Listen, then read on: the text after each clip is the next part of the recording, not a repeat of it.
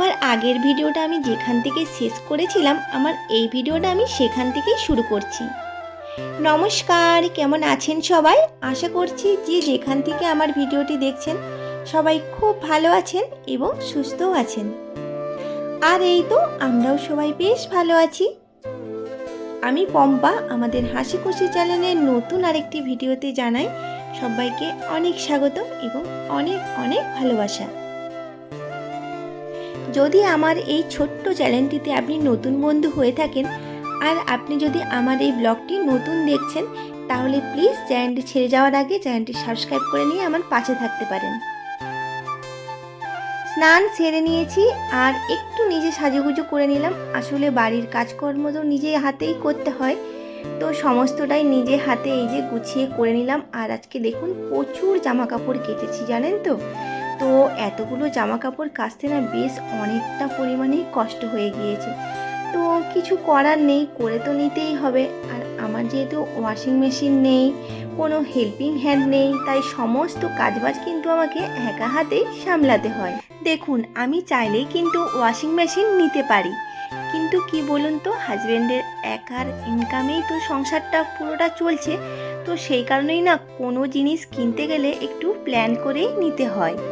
আর এদিকে দেখুন আমার ছোট্ট ছেলেটা কি সুন্দর আমাকে তার ছোট্ট ছোট্ট হাত দিয়ে একটু একটু করে সাহায্য করে দিচ্ছে। আর ওকেই বা কি করে বলি বলুন তো, যে আজ ওয়াশিং মেশিন কিনে দাও, কাল ওটা কিনে দাও, পরশু সেটা কিনে দাও। দেখতেই তো পাচ্ছি একার উপরে পুরো সংসারটা চলছে।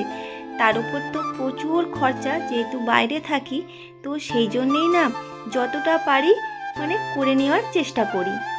আর জানেন তো, ও বাড়িতে থাকলে আমাকে অনেক কাজে হেল্প করে দেয়।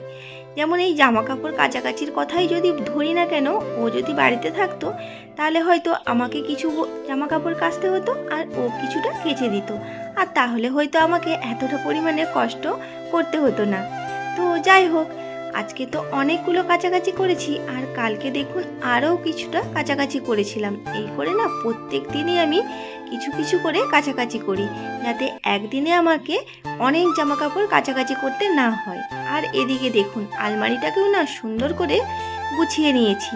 ওই যে শীতের সমস্ত জামা কাপড়গুলো বার করে দিয়েছি, আর গরমের সমস্ত জামা কাপড়গুলো এইভাবে ভাঁজ করে সুন্দর করে সাজিয়ে রেখে দিয়েছি। আর কেমন লাগছে আমার আলমারিটা গোছানোটা প্লিজ একটু কমেন্টে জানাবেন তো। আমার তো বেশ ভালো লাগছে। আসলে শীতের জামা কাপড় যখন বের করে দেই না, তখন আলমারিটা পুরো ফাঁকা হয়ে গিয়েছিল। আর এখন দেখুন গরমের জামা কাপড় তো কম, আর শীতের ওই সোয়েটার টুপি এই করে করে না কত যে জামা কাপড় বেরিয়েছিল তার নেই কো ঠিক ঠিকানা। আর শীতের ওইসব সোয়েটার মোজা টুপি ওইসব কাচাকাচি করতে করতে না পুরো আলমারিটা পুরো ফাঁকা করে দিয়েছি। আর ওই যে সমস্ত কিছু ভাঁজ করে খাটের একটা সাইডে রেখে দিয়েছি, পরে সময় করে ভালোভাবে চিকের মধ্যে ঢুকিয়ে একটা ব্যাগে করে পুড়ে দিয়ে ওগুলোকে সমস্ত কিছুকে না বক্স খাটের ভিতরে রেখে দেব। আর এদিকে দেখুন এই কাপগুলো আর ওই প্লেটগুলো না ওই যে ননদের বাড়ি গিয়েছিলাম, তো ওখান থেকেই না নিয়ে এসেছি, ওই ননদ বাড়ির দোকান থেকেই নিয়ে এসেছি। তো এগুলোকে এখন সুন্দর করে অর্গানাইজ করছি। আর এই সসপ্যানটাও দেখুন একেবারেই নতুন, ওদের বাড়িতে চা খেতাম, তো ওদের বাড়িতে তো যেহেতু কেউ চা খায় না, তাই আমাকে বললো তুই নিয়ে চলে যা। তো আমিও নিয়ে চলে এসেছি। আর জানেন তো, আমার না নতুন নতুন কাপে চা খেতে ভীষণই ভালো লাগে। ওদিকে সমস্ত কাজ গুছিয়ে নিয়েছি আর এদিকে চলে এসেছি, এবার লাঞ্চটা করে নেব। আর যেহেতু ভাত বাড়বো, তো তার জন্য দেখুন এখানে একটা বড় করে ডিমের অমলেট ভেজে নিচ্ছি। ভাবলাম একসঙ্গেই ভেজে নিই, আলাদা আলাদা করে আর ভাজবো না, এতে কিন্তু গ্যাসটাও একটু কম খরচা হয়। তো প্রথমে তো ভেবেছিলাম যে এত বড় অমলেটটা হয়তো আমি উল্টোতেই পারবো না, তারপর ধীরে ধীরে না আমি এটাকে সুন্দর করে উল্টিয়ে নিয়েছি। আর দেখুন কত সুন্দরভাবে উল্টিয়ে দিয়েছি, একটুও কিন্তু ডিমটা আমার ভেঙে যায়নি।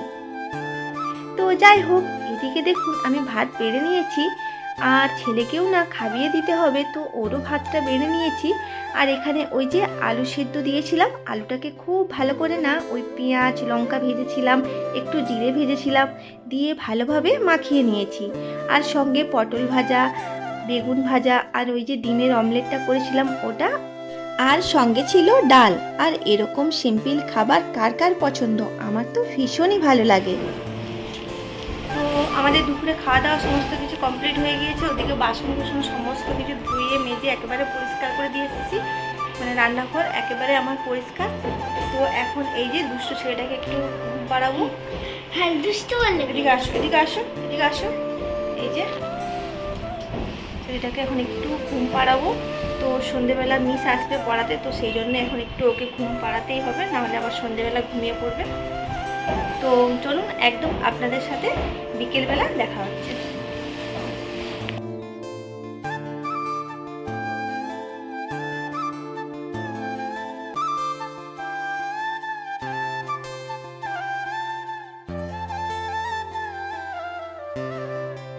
আর এখন হচ্ছে বিকেলবেলা, আর এদিকে দেখুন সূর্যি মামা টাটা বাই বাই বলে বাড়ি চলে যাচ্ছে। বলছে আবার কালকে সকালে একটা নতুন দিনের সাথে সবার সাথে দেখা হবে। আর এখন ওই 6টা থেকে 6:30 মতো বাজবে, সন্ধে প্রায় হয়েই এসেছে। আর এদিকে দেখুন আমি না ওই ছেলের জন্যে সমস্ত বই খাতা রেডি করে রাখছি। মিস আসবে পড়াতে ছেলেকে, ওই 7টা থেকে 7:30 নাগাদ পড়াতে আসবেন। তো তার জন্যেই না আমি এখানে বই খাতা সমস্ত কিছু রেডি করে রেখে দিচ্ছি। আর ওদিকে এখন যাব সন্ধেবাতি দিতে। তো এদিকে চলে এসেছি, ধূপ প্রদীপ সমস্তটাই জ্বালিয়ে নিয়েছি। আর চলুন এখন সন্ধেবাতি দেব। এদিকে আমার গপুকেও কিন্তু ভোগ লাগিয়ে দিয়েছি। আর আজকে দেখুন ভোগে আমি ওই বিস্কিট দিয়েছি, আর আজকে বেলের শরবত বানিয়ে দিয়েছি। আর এই বেলটা না আমাদের বাড়ির গাছের, তো সেই জন্যেই যে কোনো জিনিস না প্রথম নিয়ে আসলে আমি আমার গপুকে প্রথমে দিই, তারপরেই আমরা সেটা খেয়ে থাকি। তো আজকে আমি আমার গপুকে আমাদের বাড়ির গাছের বেলের শরবত বানিয়ে দিয়েছি। তো এটা দিয়েই আজকে গপুর আমি সেবা দেব। আর জানেন তো বাজারে যখন যেই ফলটা নতুন আসে, তো সবার আগে নিয়ে এসে আমি আমার গপুকে দিয়ে থাকি, আর তারপরেই সেটা কিন্তু আমরা খেয়ে থাকি। তো যাই হোক, ওদিকে আমার সন্ধেবাতি দেওয়া হয়ে গিয়েছে, ভালোভাবে প্রণাম করে নিয়েছি। আর আমার গোপুসোনাকেও কিন্তু শয়নে দিয়ে চলে এসেছি। আর এদিকে দেখুন ওদের বাবা ওই যে এইচএফসি থেকে এই সমস্ত স্ন্যাক্স এনেছিল, তো ছেলে মেয়েদেরকে এখন এইগুলো সমস্ত কিছু বিকেলের টিফিনে খেতে দিয়েছি।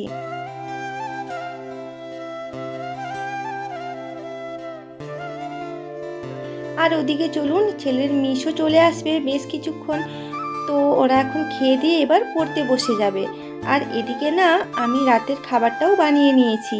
আর আজকে দেখুন দুপুরের যে ভাত ছিল, তো সেটা দিয়েই না সমস্ত সবজি টবজি দিয়ে একটু ভাতটাকে ভাজা ভাজা করে নিয়েছি। ওই মিক্সড ফ্রায়েড রাইসের মতনই বানিয়ে নিয়েছি, সঙ্গে উপর থেকে একটা করে ডিমের পোচ বানিয়ে দিয়েছি। তো কেমন হয়েছে আজকের ডিনারটা অবশ্যই কিন্তু কমেন্টে জানাবেন। সেই সঙ্গে আজকের ভিডিওটা এখানেই শেষ করে দিচ্ছি। সবাই খুব ভালো থাকবেন, সুস্থ থাকবেন এবং সাবধানে থাকবেন। আর আজকের ভিডিওটা ভালো লাগলে অবশ্যই কিন্তু একটা লাইক করবেন। আর নতুন বন্ধু হয়ে থাকলে চ্যানেলটি সাবস্ক্রাইব করে নিয়ে আমার পাশে থাকতে পারেন। সবাই খুব ভালো থাকবেন, সুস্থ থাকবেন। ধন্যবাদ।